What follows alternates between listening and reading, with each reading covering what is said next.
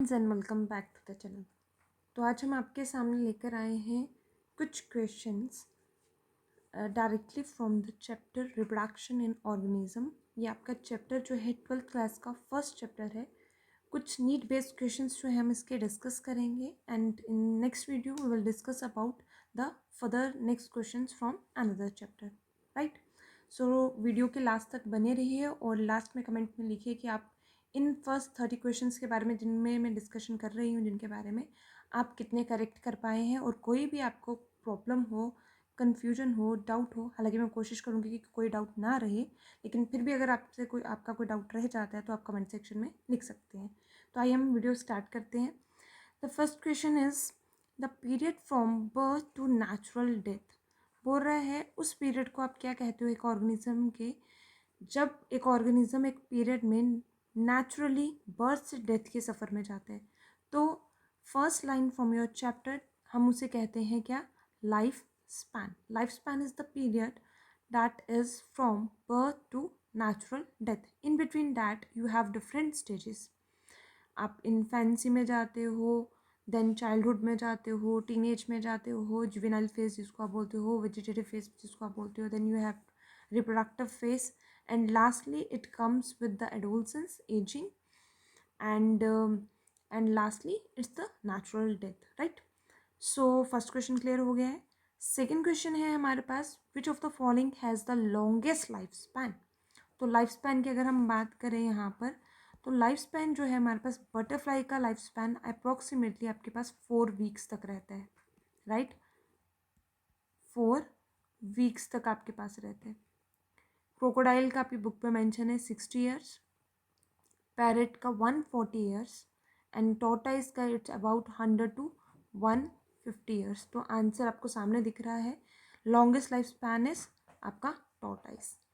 Then the next question is, in all the methods of asexual reproduction, अगर हम asexual reproduction के method में देखें तो क्या चीज़ कॉमनली होती है, तो ये भी डायरेक्टली आपके एनसीईआरटी की लाइन है, दैट कि जो भी आपके ऑफस्प्रिंग्स बनेंगे। अब जो पहला ऑप्शन है वो कह रहा है कि ऑफस्प्रिंग जो आपके बनेंगे वो जेनेटिकली सिमिलर होंगे आपके पेरेंट्स के, and that indicates the line from कि morphologically and genetically same organisms को आप क्या बोलते हो? क्लोन्स बोलते हो, राइट। तो आपको पहली स्टेटमेंट करेक्ट दिख रही है यहाँ पर। सेकेंडली आप लिखा हुआ है कि ऑफस्प्रिंग डिफरेंट होते हैं। एसेक्सुअल रिप्रोडक्शन वही होती है जहाँ पर आपके पास जो ऑफस्प्रिंग है वो एग्जैक्ट कॉपी बनते हैं अपने पेरेंट्स की, right. So next one is again the question, a clone is a group of individual obtain through. अभी मैंने आपको बताया कि एसेक्सुअल रिप्रोडक्शन के थ्रू जो आपका ऑर्गेनिज्म बनता है आप उसे क्या कहते हैं?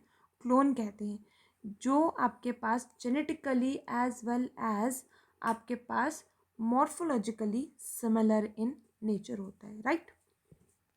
सो next question is again from the same linkage, the term clone is use to describe. अभी मैंने आपसे कहा डैट इज, सामने पता चल रहा है हमें, genetically and morphologically similar organism, तो ऑप्शन आ जाएगा इसका भी C part. Then the next one question is about asexual reproduction is common among किसके, किन ऑर्गेनिज्म में आपको एसेक्सुअल रिप्रोडक्शन जो है वो कॉमनली देखने को मिलती है। तो फर्स्ट ऑप्शन आपको दिख रहा है सिंगल सेल ऑर्गेनिजम्स में आपको देखने को मिलती है, तो ऑप्शन सही लग रहा है। प्लांट्स में दिखती है तो ऐसा नहीं है, प्लांट्स में खाली आपको एसेक्सुअल रिप्रोडक्शन दिखती है। प्लांट्स आपको सेक्सुअली और एसेक्सुअली दोनों टाइप की रिप्रोडक्शन शो करता है। Animals with simple organisation, and last one is your single cell animals, उसमें आपके सिंगल सेल प्लांट्स भी आ सकते हैं, एनिमल्स भी आ सकते हैं। तो मोस्ट अप्रोप्रिएट आंसर जो आपका आ जाएगा that is your D part, right. That single cell animals, plants and animals with simple organisation, right. And the next one is in protist and monerans, asexual reproduction आपकी किससे होती है? तो basically आपके जो आपका बैक्टीरिया है ये यूजली रिप्रोडक्शन जो शो करता है that usually it shows binary fission. And protist में भी अगर हम बात करें तो प्रोटिस्ट में you have amoeba, protozoans class में एमीबा है आपके पास पैरामीशियम है, एंड दे ऑल्सो शोज आपके पास यूग्लिना है। तो ये ऑर्गेनिजम्स जो हैं डिफरेंट टाइप के आपको बाइनरी फिजन जो है रिप्रोडक्शन शो करते हैं। इरेगुलर हो सकती है, लॉन्गिट्यूडनल हो सकती है, आइदरली इट इज़ ओब्लिक ट्रांसफर्स, इस टाइप की रिप्रोडक्शन जो है बाइनरी फिजन में वो शो करते हैं, right. The next one is yeast की बात कर रहे हैं, एंड द यीस्ट आपको मालूम है यीस्ट जो है इट यूजली आपकी बुक में दोनों जगह मेंशन है आपके पास। यीस्ट जो है इट शोज बडिंग, हाइड्रा भी जो है वो बडिंग शो करता है, एक अनइक्वल डिवीजन शो करता है। ऑन द अदर हैंड आपके पास बाइनरी फिजन में एक पॉइंट बहुत इंपॉर्टेंट आपको याद रखना है कि बाइनरी फिजन जो है आपके पास यहाँ पर इक्वल डिवीजन होती है और बडिंग में आपके पास अनइक्वल होती है, राइट। और यहाँ जैसे आपकी हाइड्रा की एग्जांपल होगी, यीस्ट की एग्जांपल होगी जो कि एक यूनिसेलुलर फंगस है from the ascomycetes, right. Okay, the next one is fleshy buds produce in the axil of leaves which grow to form new plants when shed and fall on ground are called। तो बात कर रहा है flashy birds के बारे में। तो अगर हम बात करें ट्यूबर्स की सबसे पहले, तो ट्यूबर्स में आपने पोटैटो की एग्जांपल पढ़ी हुई है, आई बर्ड्स के बारे में पढ़ा हुआ है। ऑफसेट्स में हमने वाटर हाइसेंथ की या फिर वाटर पिटूनिया की एग्जांपल पढ़ी है जिसमें टफ्ट्स बनते हैं इन बिटवीन आपके एक्वेटिक प्लांट्स में, जहाँ पे आप टेरर ऑफ बंगाल के बारे में भी बात करते हो। And then you have bulbs जिनमें आपके कंसनट्रेटेड रिंग्स प्रेजेंट होते हैं, लेकिन आपकी बुक में पर्टिकुलरली मेंशन है बुलबिल्स का स्ट्रक्चर जिसमें क्या प्रेजेंट होती है, फ्लैशी लीव्स प्रेजेंट होती हैं। एंड दैट फ्लैशी लीव्स जो है उसकी एक्सल साइड पर आपके प्रेजेंट होती है और वही जहाँ पर गिरेंगी वहाँ से आपका न्यू प्लांट जो है वो ग्रो करेगा, राइट। देन नेक्स्ट वन, अभी मैंने आपसे कहा terror of Bengal is caused by water hyacinth.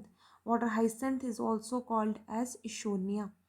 So water of terror of Bengal इसे मैं क्यों कहा है, बिकॉज ये प्लांट जो है is it's a native of South Africa, right. But continuously इसके नेटिविटी स्टेट जो हैं बाकी जितनी भी एडजेसेंट नेबरिंग कंट्रीज़ हैं वहाँ तक पहुँच गई, बिकॉज इसके नेचर में हमने देखा है कि वाटर हाइसेंथ जो है ये मशहूर है अपनी ब्यूटीफुल लीव्स के लिए एंड द फ्रेगनेंसेस के लिए, इसके पैटल्स के अरेंजमेंट के लिए, इसके पैटल कलरफुल के लिए। सो उसके थ्रू जो है as an A gift purpose जो है ये ब्रिटिशर्स को दिया गया था। बट लाने के साथ साथ जो है हमारी जितनी भी यहाँ की नेटिव स्पीशीज़ है उसको यहाँ पे ख़त्म कर दिया। बंगाल में स्पेशली बात की गई है तो इसका नाम पड़ गया वहाँ से terror of Bengal, right. So the next question is in which of the following pairs the plants can be vegetative propagated by leaf buds. तो बड्स का बात आ रही है तो बड्स में हमने सबसे पहले एग्जांपल पढ़ते ही हम ब्रायोफाइलम की है, लेकिन अब यहाँ पर हमारे पास ब्रायोफाइलम जो है दो ऑप्शंस में अवेलेबल है और एगेव की एग्जांपल तो दोनों में कैंसिल हो जाती है अभी, क्योंकि एगेव हमने अभी पढ़ा कि एगेव में बुलबिल्स प्रेजेंट होते हैं, तो ये दो ऑप्शंस तो पहले ही क्या हो जाएंगे यहाँ पर इनकरेक्ट हो जाएंगे। अब फर्स्ट एंड से लास्ट वाले के बारे में बात करते हैं। सो एस्परगस, ठीक है, एस्पैरागस एंड आपका क्रिसेंथनम, ये दोनों जो आपके प्लांट्स हैं आपके पास ये एस्पैरागस जो है सीड्स के थ्रू भी, सीडलिंग के थ्रू भी रिप्रोडक्शन करता है, बट बेसिकली आपके दोनों प्लांट्स जो हैं ये कटिंग शो करते हैं, ठीक है। तो जैसे आपका क्रिस्थैंथनम है ये आपके पास टर्मिनल कटिंग शो करता है एंड आपका एस्पैरेगस जो है आपके पास ये आपके पास स्टेम कटिंग शो करता है। तो ऑटोमेटिकली आपका ये वाला ऑप्शन भी क्या हो जाता है यहाँ पर इनकरेक्ट। एंड आपका ब्रायोफाइलम एंड कैलनकोई जो आपका है ये आपका ऑप्शन करेक्ट है, बिकॉज इसमें भी अगर आप पिक्चर इसकी देखोगे तो इसके पिक्चर्स में भी आपकी जो बिल्कुल साइड पे लीव्स हैं इसके साइड पे इस तरीके से बर्ड्स का अरेंजमेंट प्रेजेंट होता है, तो इसका ऑप्शन आ जाएगा आपके पास A option. The next question is in sexual reproduction offsprings resembles the parents. Asexual में तो टोटली डिपेंडेंटली आपका रिजेंबलेंस एकदम 100% सिमिलर होती है, चाहे वो स्ट्रक्चरली हो चाहे फंक्शनली हो। But in case of sexual reproduction अगर हम बात करें, फंक्शनली हम लोग सब एक जैसे हैं, हमारे दो हाथ पैर वही काम करने का तरीका सबका वही है, लेकिन स्ट्रक्चरली इनबिल्ट हमारे फीचर्स जो हैं वो क्या है, अलग अलग, तो वो वेरिएशंस की वजह से है, right. The next one is estrous cycle is seen in। हमारे पास दो टाइप के साइकिल्स होते हैं, एक मेंस्ट्रुअल साइकिल और एक आपका स्ट्रेस साइकिल होता है।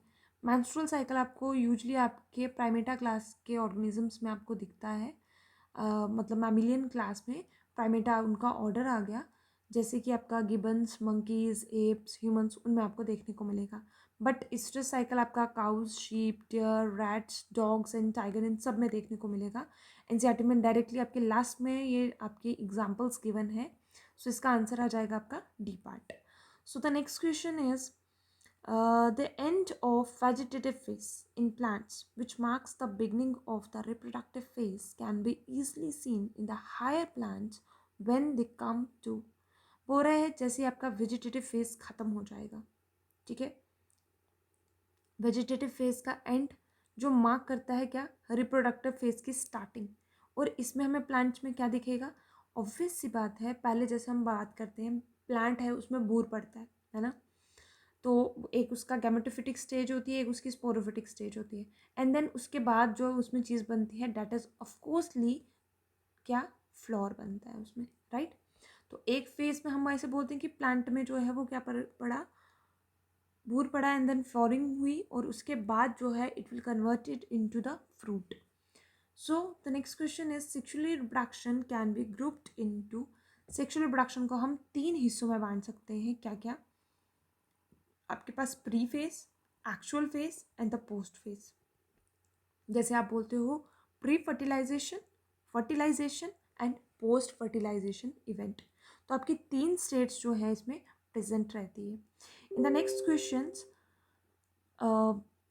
In flowering plants both male and female gametes are non motile. आपको हमेशा एक चीज़ आपने देखनी है कि जब भी आप पेपर सॉल्व कर रहे हो, क्योंकि आपको हमेशा तैयारी रखनी है नीट के पर्पज़ के लिए, तो जब भी आप तैयार रख रहे हो जो आपको पॉइंट्स आपको हाईलाइटेड दिख रहे हैं, जो आपको हमेशा एम्फेसाइज करने हैं पेपर में, जैसे नॉट करेक्ट, इनकरेक्ट, एक तो ये चीज़।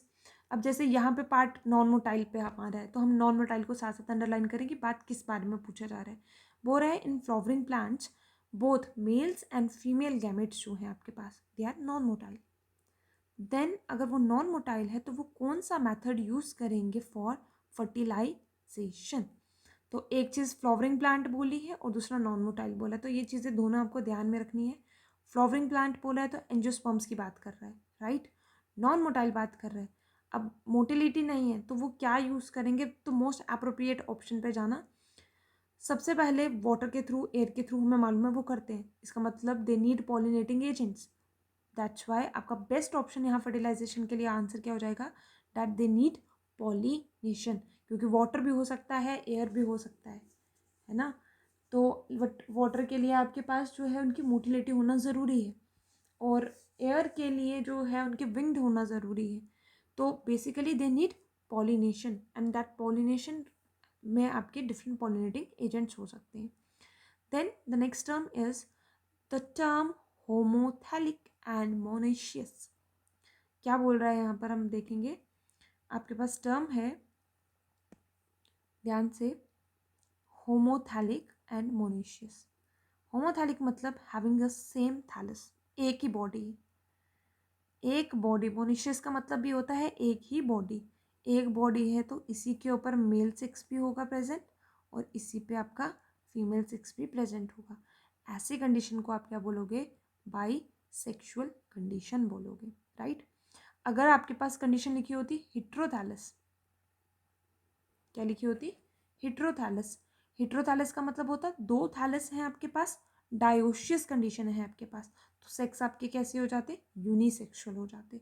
लेकिन यहाँ पर आपके पास कंडीशन कैसी है, मोनेशियस मतलब सिंगल बॉडी, होमोथैलस मतलब सिंगल थैलस। आपकी बॉडी यहाँ पर क्या है, सेम बॉडी है जिसपे दोनों सेक्सेस प्रेजेंट है। और दूसरी वाली कंडीशन में क्या होता है, आपके पास दोनों बॉडीज अलग अलग हैं, तो ऑब्वियस सी बात है उनके सेक्सेस भी जो है एक बॉडी पे मेल होगा और एक बॉडी पे फीमेल। उसे आप बोलोगे क्या, आपकी डायोशियस कंडीशन, हिट्रोथैलिक कंडीशन और यूनिसेक्सुअल कंडीशन बोलोगे, राइट। तो नेक्स्ट क्वेश्चन है, what is syngamy means. Syn means the fusion and gamy means the gametes. तो सिनगैमी मतलब फ्यूजन ऑफ योर गैमेट्स, क्या फ्यूजन की बात कर रहा है, गैमेट्स की फ्यूजन को आप क्या बोलोगे, सिनगैमी बोलोगे। The next one is development of an egg without fertilization, बिना फर्टिलाइजेशन के आपका एग का डेवलपमेंट होना, उसे आप क्या कहोगे? बिकॉज गैमेटोजेनेसिस का मतलब क्या होता है? गैमेट्स की फॉर्मेशन होना। Next term is your metagenesis. Metagenesis का मतलब होता है आपके पास that is alternation of generation, right? Alternation of generation, जैसे कि आप सिलेंड्रेट्स में पर्टिकुलरली एग्जाम्पल पढ़ते हो आपकी ओबिलिया की, जिसमें आप पढ़ते हो पॉलिप्स एंड मेड्यूसा फॉर्म बनते हैं, ठीक है? पॉलिप्स एंड मेड्यूसे फॉर्म बनते हैं। और इम्पॉर्टेंटली यहाँ पे आप साथ में लिख भी सकते हो क्या चीज़, आपके जो, यहाँ मैं लिख देती हूँ, आप नोट डाउन कर लो सारे साथ।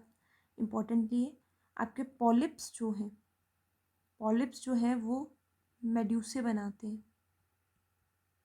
एसेक्सुअली। पॉलिप्स मेड्यूसा बनाते हैं एसेक्सुअली, और मेड्यूसे जो हैं वो क्या बनाते हैं? पॉलिप्स बनाते हैं सेक्सुअली। ये आपको पता होना चाहिए। इसमें एग्जाम्पल मैंने ओबिलिया की एग्जाम्पल बताई आपको।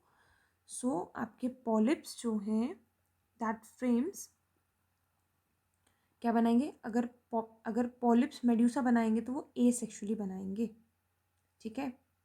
वो क्या करेंगे? एसेक्सुअली बनाएंगे। तो आप यहाँ से याद रखेंगे पैम, एक ही याद रखना है, दूसरा ऑल्टरनेटिवली आपको याद रहेगा, दैट इज़ योर पैम। पैम मतलब आपके पॉलिप्स एसेक्सुअली क्या बनाते हैं? मेड्यूसा फॉर्मेशन करते हैं। मेड्यूसा में आपका एक अम्ब्रेला शेप्ड बॉडी बनती है, राइट? और इसी तरीके से आपके मेड्यूसा जो है वो सेक्सुअली क्या करते हैं? आपके पास वो पॉलिप्स बनाते हैं। तो आपको ये दो इंपॉर्टेंट चीज़ें आपको याद रखनी है यहाँ पर, that is called as the metagenesis बोलते हैं हम इसको, राइट? और दूसरा क्या बोला आपको याद रखने के लिए? मेड्यूसा जो है अम्ब्रेला शेप्ड, बिकॉज आपका जो आपके नाइडेरियंस हैं, आपके सिलेंट्रेट्स हैं, आप उनमें जैसे जेलीफिश देखते हो, जेलीफिश में अम्ब्रेला शेप्ड होती है, वैसे आपको याद रखने के लिए मैं बोल रही हूँ। तो आपको याद रखना है कि जो अम्ब्रेला शेप्ड होती है उसको आप मेड्यूसा बोलते हो, और पॉलिप जो है आपको वो एक हाइड्रा शेप जैसा दिखेगा जिस पर टेंटिकल्स प्रेजेंट होंगे, राइट? थर्ड ऑप्शन है आपका oogenesis, that is the formation of egg, ठीक है, वो process. And last one is your parthenogenesis. Parthenogenesis का मतलब क्या है आपके पास? कि डेवलपमेंट एग की विदाउट फर्टिलाइजेशन, आपके पास that you called it as parthenogenesis बोलते हैं आप उसे, right? Next one is, next question है आपके पास viviparity. Viviparity and oviparous and viviparous. ओविपैरिस means, oviparous means the organisms that lays egg, उनको आप ओविपैरिस बोलते हो। और विविपैरिस आपके ऑर्गेनिज्म वो होते हैं that give directly young, that give birth to their young ones directly, right? So अगर हम बात करें लिजार्ड की, फ्रॉग की, बर्ड्स की, they are three all comes in the category of oviparous. Birds भी एग ले करते हैं and they have calcareous egg, right? Calcium deposited egg present होते हैं इनके। फ्रॉग में भी जो है वो एग प्रेजेंट होते हैं। लिजार्ड भी जो है वो एग ले करती है। एंड एम्फीबियन बर्ड्स, मतलब एप्स कैटेगरी होगी, एम्फीबियन कैटेगरी होगी, and lizards come from your reptiles. तो वेल आपका मैमल है and that is showing viviparous nature, viviparity show करते हैं। The next one is your which of the following statement about animal reproduction is incorrect. तो सबसे पहले क्या कर दो? इनकरेक्ट को अंडरलाइन कर दो ताकि आपको याद रहे। आपको करेक्ट स्टेटमेंट नहीं ढूंढनी है, इनकरेक्ट ढूंढ रही है, इनकरेक्ट स्टेटमेंट ढूंढते हैं। पहला बोल रहे हैं कि वो species that reproduce sexually can't reproduce asexually, बोलता है फर्स्ट स्टेटमेंट में कि जो स्पीशीज सेक्सुअली रिप्रोड्यूस करती हैं वो एसेक्सुअली रिप्रोड्यूस नहीं कर सकती, राइट? एनिमल रिप्रोडक्शन में पर्टिकुलरली बात करें, प्लांट की बात नहीं कर रहे, एक चीज़ और स्पेसिफाइड है। Second one, viviparity but not ovoviviparity is common in mammals. तो ऑब्वियस सी बात है, विविपैरस नेचर है, ओवो विविपैरिटी नहीं शो करते हैं। ओवो विविपैरिटी में होता है कि आपके पास इंटरनल फर्टिलाइजेशन भी होती है और एग लेइंग प्रोसेस भी होता है। तो mammals mostly they shows viviparous nature. तो ये स्टेटमेंट आपकी करेक्ट है कि इनकरेक्ट? अब ये देखनी है, विविपैरिटी बट नॉट ओवो विविपर, तो यहाँ पे नॉट ऑलरेडी मेंशन है, तो that means it's a correct statement. Third one is male insects can remove spermatophores deposited in a female by other males. ये भी करेक्ट स्टेटमेंट है आपकी, this is correct, this is correct. Male insects क्या करते हैं कि female में से जो स्पर्मेटोफोर्स आपका एरिया होता है जहाँ पे स्पर्म्स डिपॉजिट होते हैं, राइट, तो पुराने वाले जो मेल पार्टनर है उसके वो रिमूव करके नया वाला ऑर्गेनिज्म जो नया मेल है वो उसमें अपना डिपॉजिट करते रहते हैं, तो ये भी एक करेक्ट स्टेटमेंट है। लास्ट वन इज oogenesis और स्पर्मेटोजेनेसिस इन हर्माफ्रोडाइट ऑर्गेनिजम्स, मतलब बायसेक्सुअल ऑर्गेनिजम्स की बात कर रहा है। तो बायसेक्सुअल ऑर्गेनिजम्स में आपके पास oogenesis और स्पर्मेटोजेनेसिस मतलब egg formation and sperm formation जो है वो दोनों साथ साथ ही होते हैं, तो ये भी स्टेटमेंट सही है, क्योंकि अगर वो साथ में होंगे तभी जाकर जो है वो रिप्रोड्यूस भी एग्जैक्टली कर पाएंगे, राइट। सो आपके पास एनिमल में वो स्पीशीज जो रिप्रोड्यूस सेक्सुअली करती हैं but they can't reproduce A sexually, तो फर्स्ट स्टेटमेंट आपकी ये क्या है, आपकी इनकरेक्ट स्टेटमेंट है। दैट मीन्स आपकी स्पीशीज जो हैं वो सेक्सुअली एसेक्सुअली दोनों मीन ऑफ मोड जो है वो यूज़ कर सकती है, राइट। सो ये पता चल गया आपको कि लोअर ऑर्गेनिजम्स जो हैं आपके पास they produce both sexually as well as asexually. The next one is which of the following statement about animals that utilize external fertilization is incorrect? External fertilization की बात कर रहा है। So the first statement is आपके पास कि they are divided equally between terrestrial and aquatic species, तो ऐसा नहीं है, आपकी स्पीशीज़ को बराबर बटी नहीं है एक्सटर्नल फर्टिलाइजेशन के लिए, तो ये स्टेटमेंट तो सामने गलत दिख रही है। सेकेंड वन पे भी चेकआउट करते हैं। बोल रहा है many produce large number of gametes to ensure successful reproduction, it's a correct statement, because आपके पास एक्सटर्नल फर्टिलाइजेशन जो भी ऑर्गेनिज्म करते हैं वो एक लार्ज अमेंडेड अमाउंट में गैमेट्स जो हैं वो प्रोड्यूस करते हैं ताकि रिप्रोडक्शन सक्सेसफुल हो सके, करेक्ट है। Second next statement behaviour associated with that mating is highly synchronised, obvious सी बात है कि एक्सटर्नल फर्टिलाइजेशन में दोनों जो आपके ऑर्गेनिजम्स मेट करेंगे तो उनमें सिंक्रोनाइजेशन होनी चाहिए, एट द सेम टाइम उनके गैमेट्स की डेवलपमेंट होनी चाहिए, तभी जाके जो है वो गैमेट्स की फ्यूजन हो पाएगी।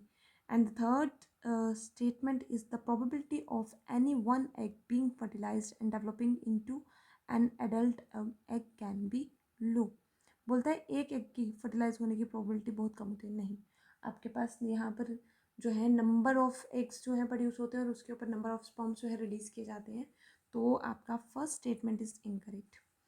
The next one is which of the following statement is correct in the process of fertilization, correct पूछा है, फर्टिलाइजेशन के प्रोसेस में कौन सी चीज़ करेक्ट है, बोलता है एक ही स्पर्म जो है वो एग तक रीच कर पाता है, करेक्ट है। The entry of sperm activates the egg for completing meiosis, but first statement देखो only one sperm reach the egg and enters it, sperm एक ही तो नहीं रीच करता, स्पर्म बहुत सारे रीच करते हैं बट उसमें से मैक्सिमम पॉलीस्पर्मी को प्रिवेंट करने के लिए आपके पास अंदर एंट्री एक ही की होती है। सेकेंड बोल रहा है the entry of sperm activates the egg, और ऑब्वियस सी बात है स्पर्म एंटर करेगा तभी जाकर जो है आपके पास एग की मियोसिस कंप्लीट होगी, और तब तक जो है आपका जो मियोसिस है oogenesis का प्रोसेस है आपके पास, वो आपका मियोसिस सेकेंड जो है वो आपकी मिडवे में अरेस्टेड रहती है, ठीक है, ऊटेड आपका बनता है लेकिन आपकी मियोसिस उसमें कंप्लीट नहीं होती है, वो फॉलिकल स्टिमुलेटिंग हो जाता है आफ्टर डैट जब उसमें स्पर्म एंटर कर जाता है। Third one is two haploid nuclei fuse and immediately divide to produce two nuclei which are again haploid, no, it's n+n, right, क्योंकि आपका स्पर्मेटोजेनेसिस और oogenesis से ऑलरेडी वो ऑर्गेनिजम्स जो हैं हैप्लॉइड होते हैं, फ्यूज होते हैं, and they again form a diploid organism not a haploid organism. आगे बोल रहे हैं only the acrosome of the sperm enters the egg, no, it's the head part, it's nucleus part that enters the egg, तो ये भी incorrect हो गई, ये भी इनकरेक्ट हो गई, एंड ये भी इनकरेक्ट होगी, तो मोस्ट प्रॉब्ली आपका जो करेक्ट स्टेटमेंट है that is your the entry of sperms जो है वो आपका म्योसिस को कंप्लीट करता है, right. The next one is which of the following definitions about oviparity is incorrect। पहला, बर्ड्स और रेप्टाइल ओविपेरस होते हैं, ट्रू स्टेटमेंट है। The amount of yolk provides nutrients for developing embryo, तो योक ही जो है वो डेवलप करता है एम्ब्रियो को, ये भी करेक्ट स्टेटमेंट है, राइट। उसके बाद आपके पास the shells protect the egg from dehydration, तो ये भी करेक्ट है आपका, कैलकेरियस शेल है, ये करेक्ट है। Then both oxygen and carbon dioxide can diffuse through the shell, तो ये भी करेक्ट है। इसका मतलब अभी हमें क्वेश्चन को दोबारा ध्यान से देखना पड़ेगा। क्वेश्चन में बोल रहे हैं which of the following definitions about oviparity, तो ये तो तीन सही दिख रही है, लेकिन अगर आप फर्स्ट स्टेटमेंट को ध्यान से देखोगे तो बोल रहा है यहाँ पे सिर्फ एक ओनली वर्ड लगा है, only birds and reptiles are oviparous, no. Amphibians भी तो हैं, राइट, आपके पास फिशेस भी तो हैं, उससे पहले लोअर ऑर्गेनिजम्स भी तो हैं। तो आपकी first statement is your incorrect statement just because of only word. The next one is select the incorrect statement, incorrect ढूंढनी है तो पहला बोल रहा है एनाइसोगैमेट्स के बारे में। Anisogametes they are differ either in structure, function और बिहेवियर। आपके पास तीन तरह के आप गैमेट्स पढ़ते हो, आइसोगैमेट्स।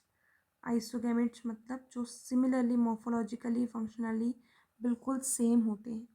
एंड आइसोगैमेट्स वो होते हैं जो आपके पास आपका किसी या स्ट्रक्चर या फंक्शन या बिहेवियर फिजियोलॉजी किसी एक में अलग हो सकते हैं। एंड ऊगैमस आपके पास होते हैं जो आपके पास फंक्शनली एंड मॉर्फोलॉजिकली दोनों डिफरेंट हो, राइट। ये तीन समझ आ गई, पहली स्टेटमेंट आपकी करेक्ट दिख रही है हमें। ऊमाइसीट्स, ऊमाइसीट्स की बात कर रहा है, ऊमाइसीट्स मतलब फंगस के बारे में बात कर रहा है, फाइकोमाइसीट्स की class. Female gamete is smaller and motile while the male gamete is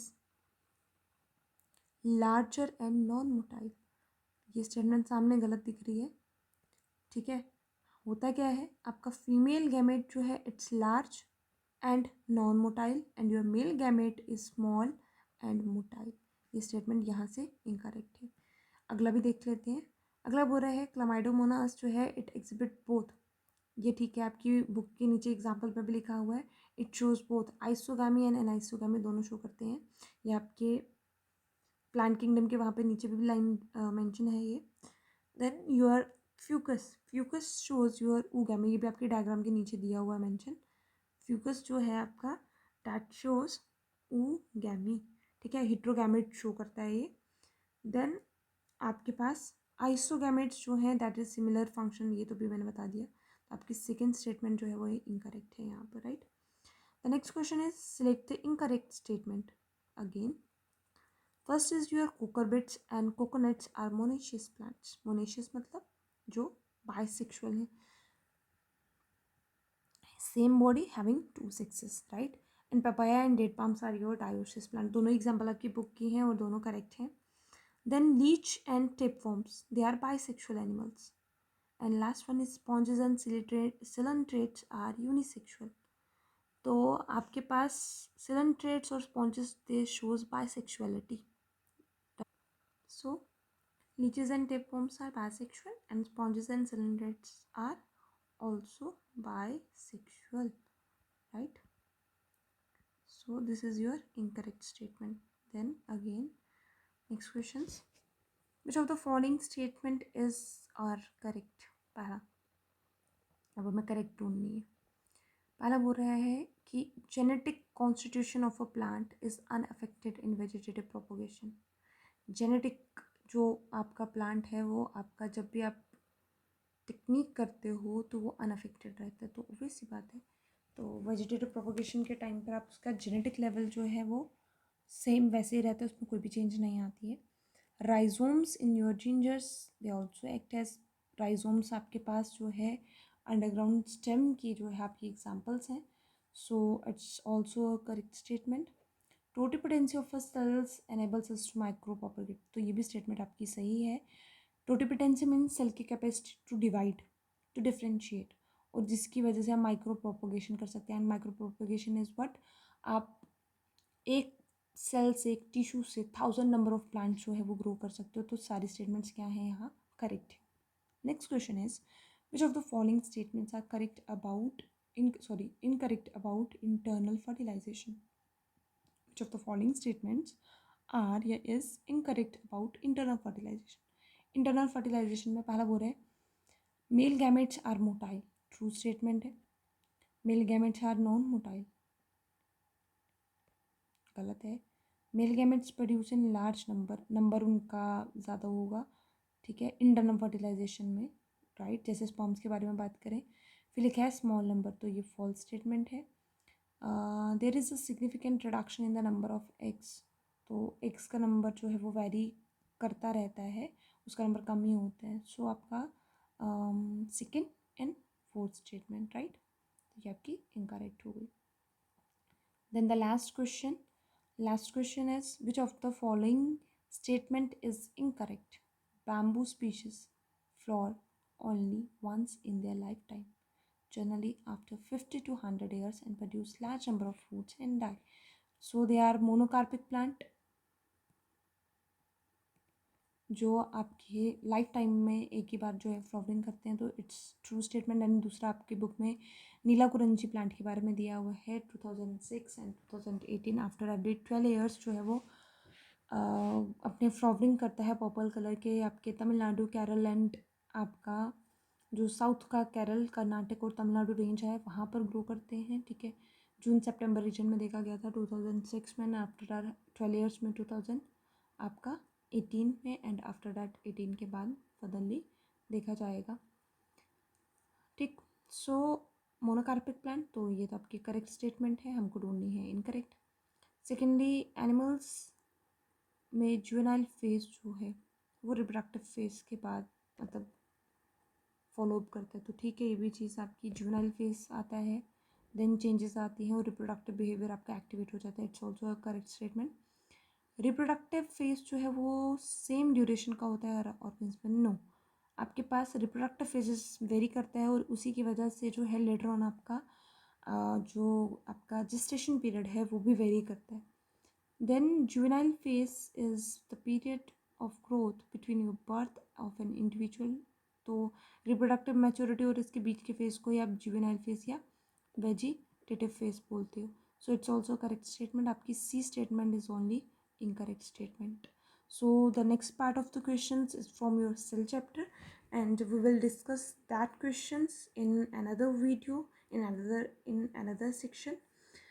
Till then, just have a review on these questions, and if you have any doubt, then tell us in the comment section, and do practice and learn your mistakes and write down the mistakes in your notebook.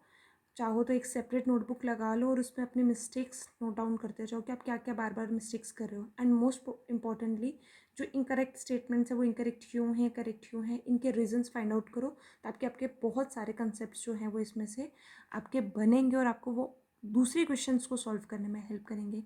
Till then stay connected, have a safe zone, safe life,